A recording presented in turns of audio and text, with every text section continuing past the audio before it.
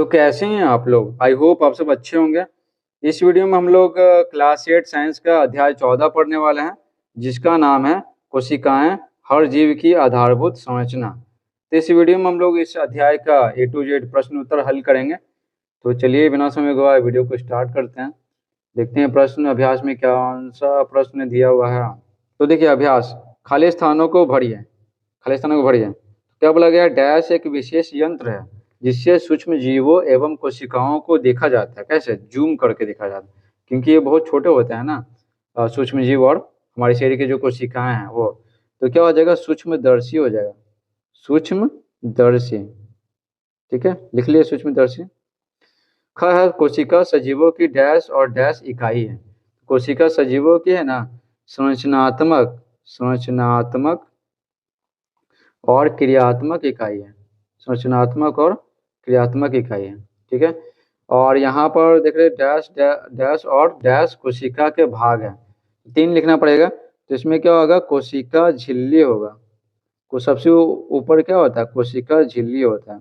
ठीक है, फिर क्या होता है? फिर द्रव्य होता है। ठीक है, कोशिका द्रव्य, इसी में सभी संरचनाएं होती है। और फिर आ गया केंद्रक। ठीक है, तो ये हर कोशिका में होता है, चाहे पादप कोशिका हो या जंतु कोशिका हो। घ है कोशिका भित्ति डैश कोशिकाओं में पाई जाती है।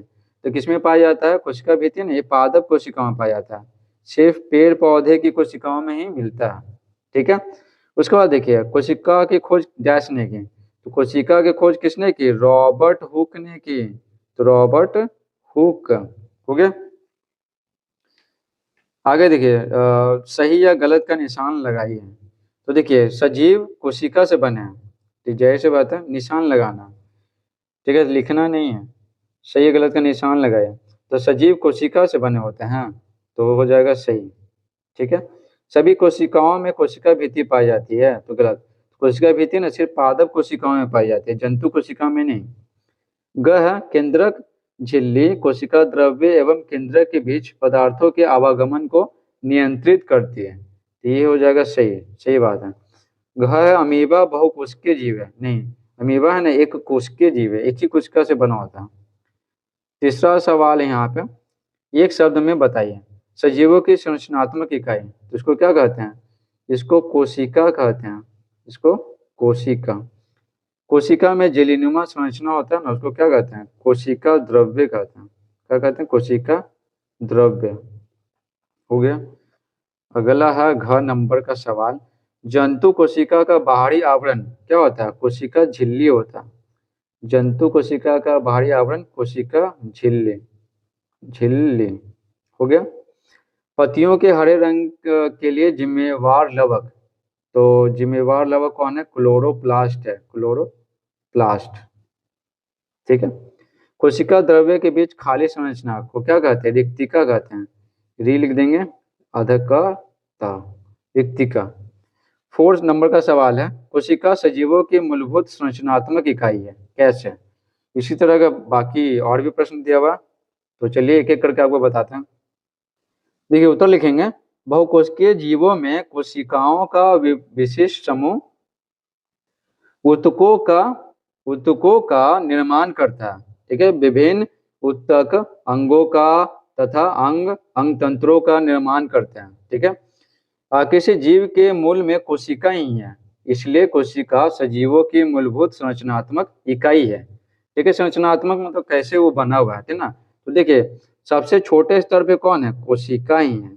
ठीक है, कोशिकाओं के समूह को जो एक खास काम करते हैं, एक खास तरह के संरचना में होते हैं, तो उसको क्या कहते हैं? ऊतक कहते हैं। और फिर जो वैसे ऊतक, ठीक है, वैसे ऊतकों का समूह जो एक ही काम को अंजाम देते हैं, तो उसको क्या कहते हैं?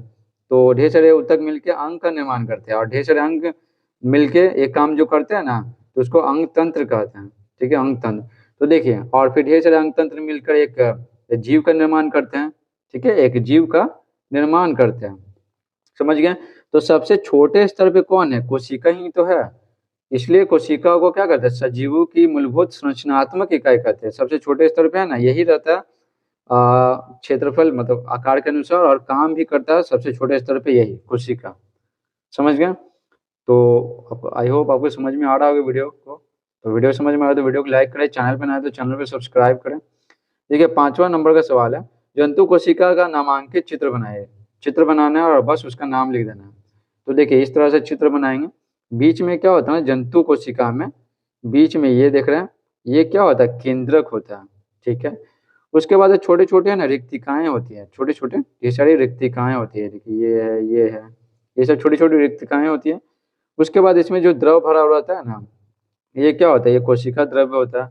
और सबसे बाहर में क्या रहता है, ये जो है ना, ये जो परत दिख रहा, इतना जो पूरा का पूरा जो परत दिख रहा, ये क्या है, ये कोशिका झिल्ली है। जंतु कोशिका में सबसे ऊपर क्या होता है, कोशिका झिल्ली होता है। ठीक है, बस। अब देखिए पादप कोशिका का नामांकित चित्र बनाना।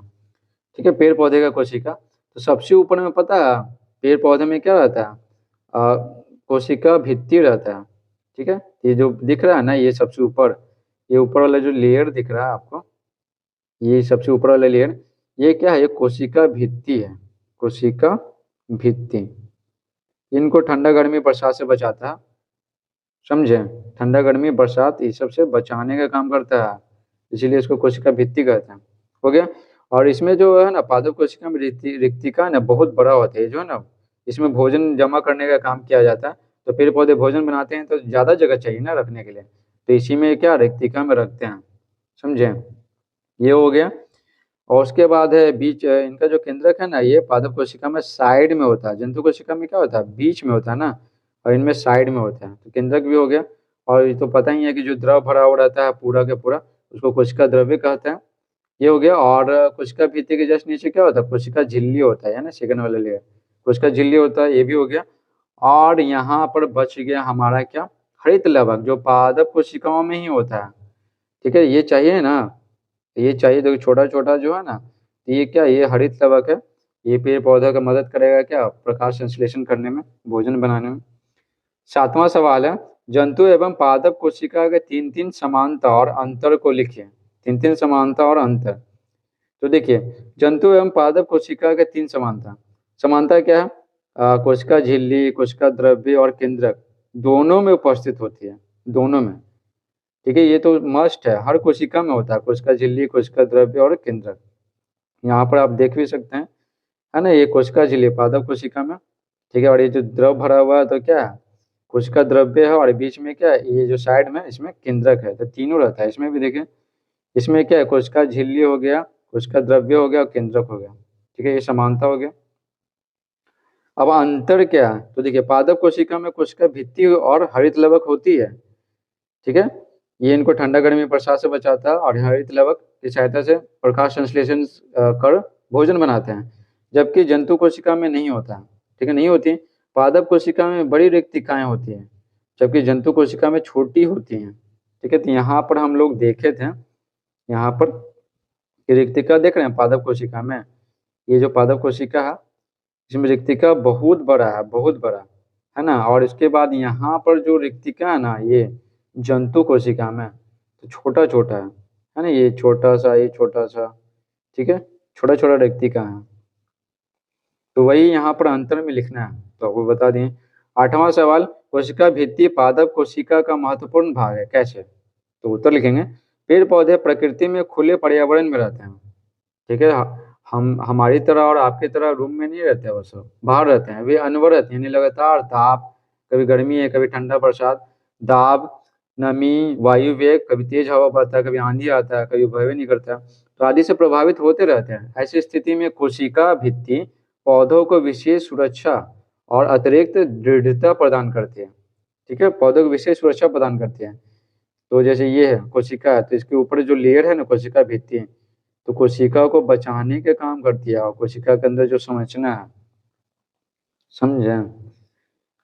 9वां सवाल, निम्न पर संक्षिप्त टिप्पणी लिखिए। तो पहला है कोशिका द्रव्य। देखिए कोशिका द्रव्य, इसमें केंद्रक और अन्य कोशिकीय अंग जैसे माइटोकॉन्ड्रिया, राइबोसोम, गोल्जी कॉय आदि स्थित होते हैं। ये जैविक क्रियाओं का संपादन करते हैं, जो भी हमारे शरीर के अंदर जो क्रिया होता है ना, जैसे ऊर्जा उत्पादन होना, प्रोटीन का संश्लेषण करना, ठीक है, ये सब चीजें। ठीक है, जितना सारा काम है। अब देखिए केंद्रक, केंद्रक तो बहुत जरूरी है। केंद्रक कोशिका का एक महत्वपूर्ण भाग है। ठीक है, यह कोशिका के समस्त क्रियाकलापों का नियंत्रण करता है। ठीक है, नियंत्रण। और आनुवांशिक गुणों के ये जिम्मेदार होता है। इसी के अंदर डीएनए होता है। तो और जो माता पिता के गुण है ना उनके बच्चों में जाता है, ठीक है, डीएनए के माध्यम से। ठीक है।